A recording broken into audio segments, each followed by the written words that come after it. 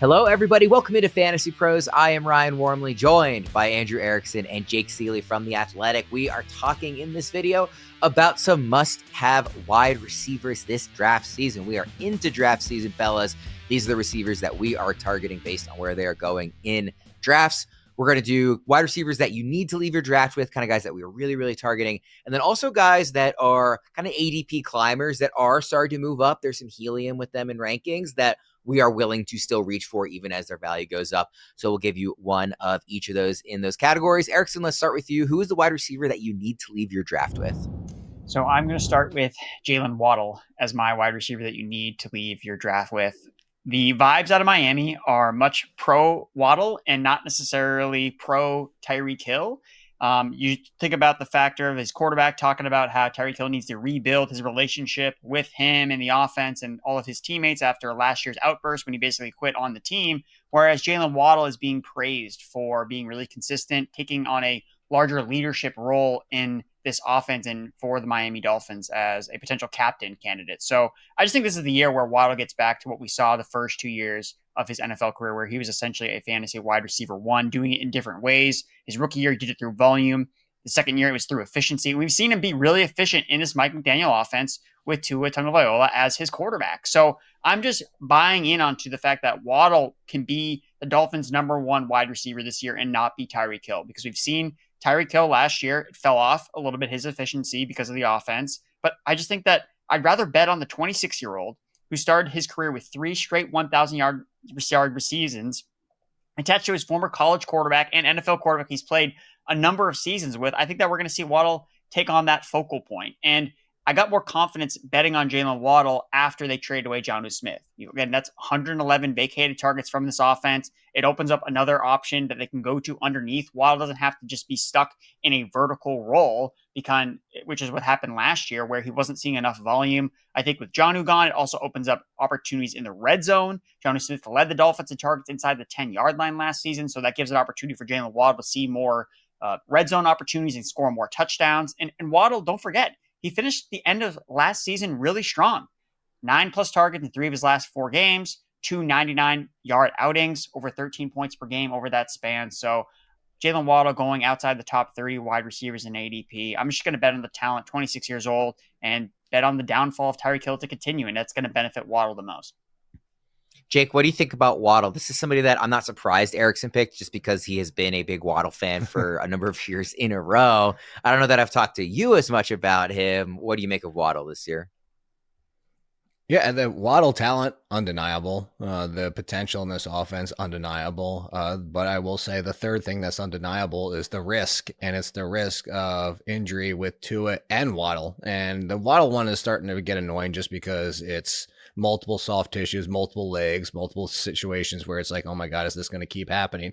But we're not paying that top 20 cost like we were last year or the year before, even like, oh my God, because we know Waddle has wide receiver top 15 potential if everything is right. It's just because of the cost that it is. Yeah, I'm 100% willing to invest.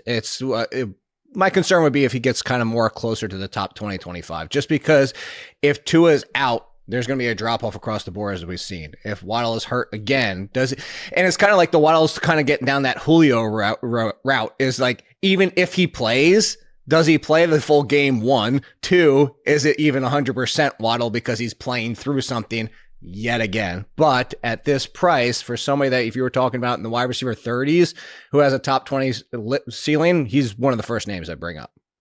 Jake, let's stick with you. Who's the wide receiver you need to leave your draft with?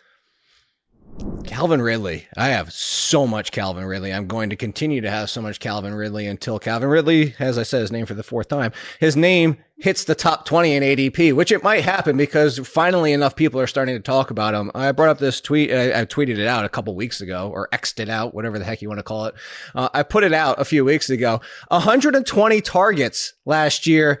Was a top 30 wide receiver with what we're arguing against the Saints and the Browns and miserable quarterback play last year. Miserable quarterback play. Mind you, he had, do you want to know how many end zone targets? 1. He had 4 red zone targets and 1 end zone target last year, and he was a top 30 wide receiver on 120 targets.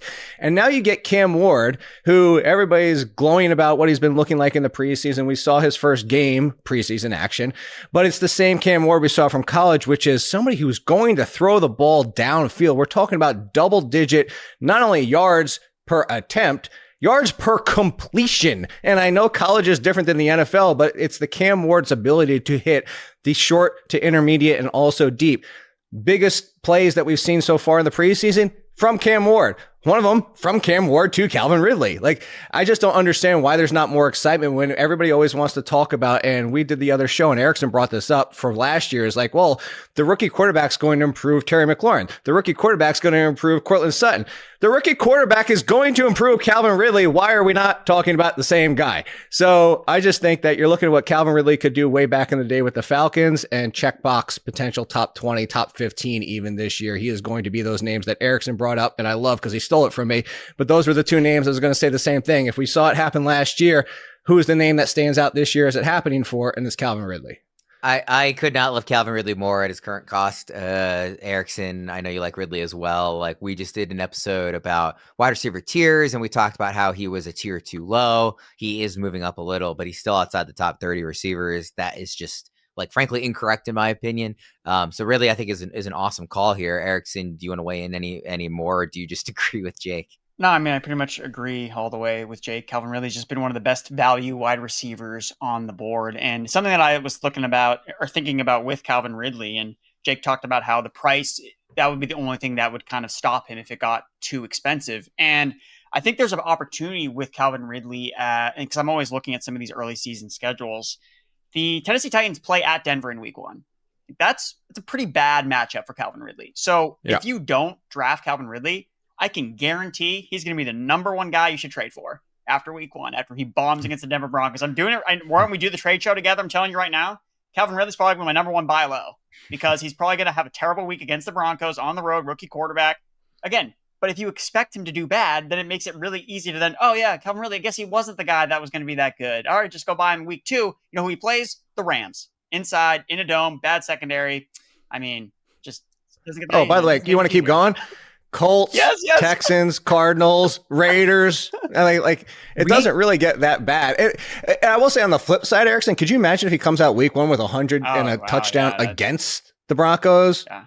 Door closed. We should just tape that Calvin Ridley segment right now, Erickson, and like toss to and it see if it holds show. over. And we like dub in you just saying whatever his actual stat line is, like against Broncos. But that would actually be no. You should make it really obvious. You should do it and then have me dub in the actual stat line. I'll say against the Broncos, he goes 2 for 24.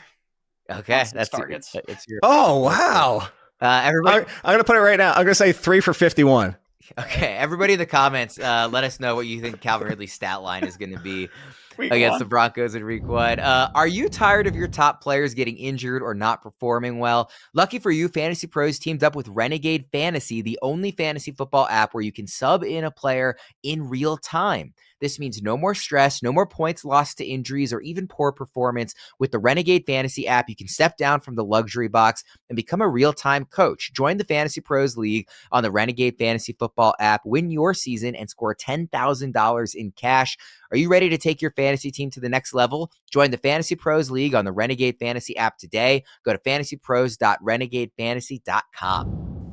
All right, ADP climbers that we are willing to reach for even as they are rising up in the rankings. Erickson, who do you have? Tetiaroa McMillan, wide receiver for the Carolina Panthers. He looked pretty good in the preseason game, made a nice over-the-shoulder catch on the sideline, although he did drop a touchdown as well in the red zone. But I think that most people took away from that game that, McMillan looks like a legit deal, top 10 overall pick at wide receiver for the Panthers. I just think that Bryce Young has shown last 2 seasons, even though he's been bad as a real-life fantasy quarterback for the majority of that time, he's been shown that he can support a fantasy viable weapon.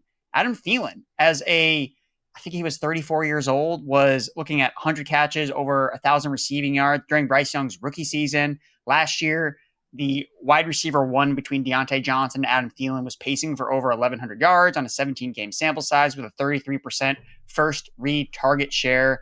This is my long way of saying that Dave Canales, when he's had a wide receiver 1 in his offense, that guy has been really good for fantasy purposes, whoever that player is. And I know that it's changed between whether it's the slot guy or the guy in the X.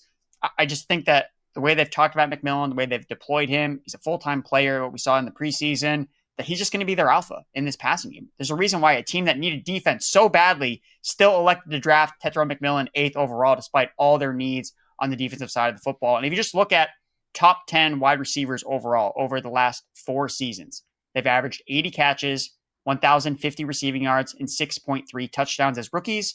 If you extrapolate that or over a half PPR fantasy production, that's back end, or that's wide receiver 2 territory. So when you can get him at the end of that wide receiver 2, you're getting him, I think, closer to his floor as a top 10 overall pick versus the ceiling, which, again, if he hits in a big way, he could have a Malik Neighbors, Brian Thomas Jr.-esque rookie year.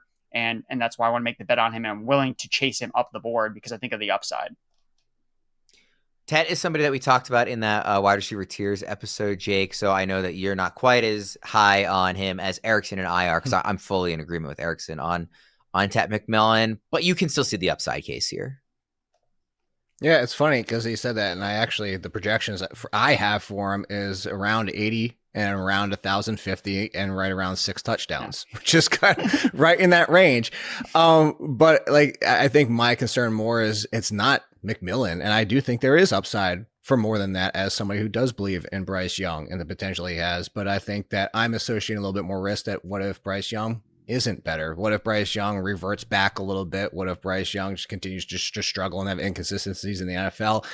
And even so, still having him for those numbers, it's the names in front of McMillan. Like, I have no problem with him, and I have no problem at his current cost, but like the question being more of like continues to rise, I'd probably be out just because it's hard for me to draft McMillan in front of the names that are going in front of him, like a Cortland Sutton, like the other names we mentioned, the other more like DJ Moore's and even Xavier Worthy, assuming the suspension is what happens, and down the list from there, like just brought up my name.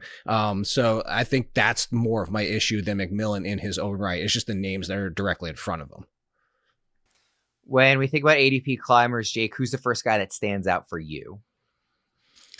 And he's going to continue to climb as things continue to happen with Jauan Jennings, but that's Ricky Pearsall. There's been a lot of talk, both positive and negative, about Pearsall's rookie season, from the fact that he didn't do anything till the end. But I mean, we're also talking about somebody who's coming off a gunshot, similarly to Brian Robinson at running back.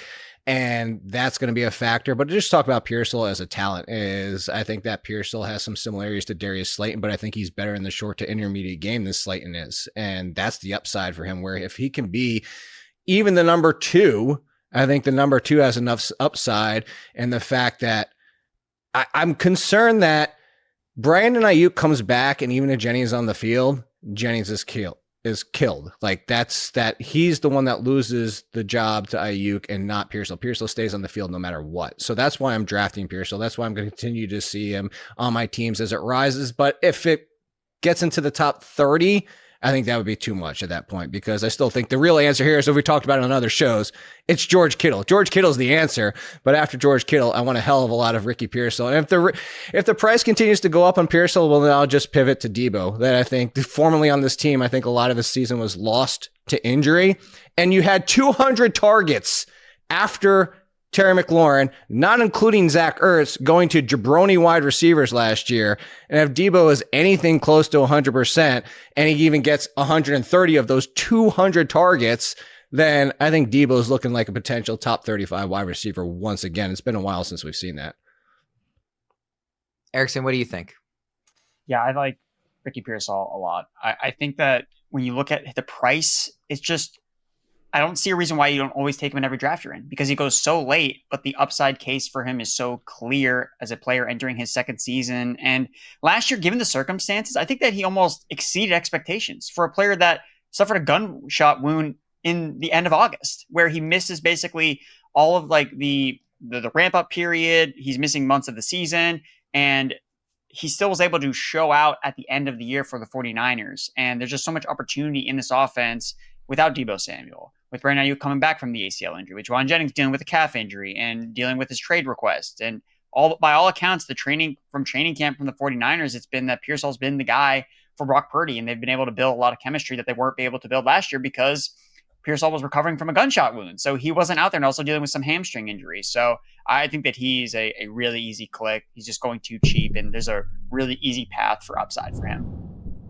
Draft Assistant connects directly to your draft and provides both real-time pick suggestions and estimations on which players might get taken before your next pick. Draft Assistant fully integrates your customized cheat sheets and suggests picks based on your rankings, team build, ADP, and other factors, allowing it to highlight your must-have targets before you get sniped. Dominate your draft in real time without the guesswork with Draft Assistant at fantasypros.com/assistant or on the Fantasy Pros app. Try it for free during your draft by claiming your 3-day trial of Fantasy Pros Premium at fantasypros.com/premium. Guys, we'll go ahead and wrap things up there. For Erickson and Jake and Jake's video issues, I'm Ryan Wormeli. Thanks for tuning in. We'll see you next time.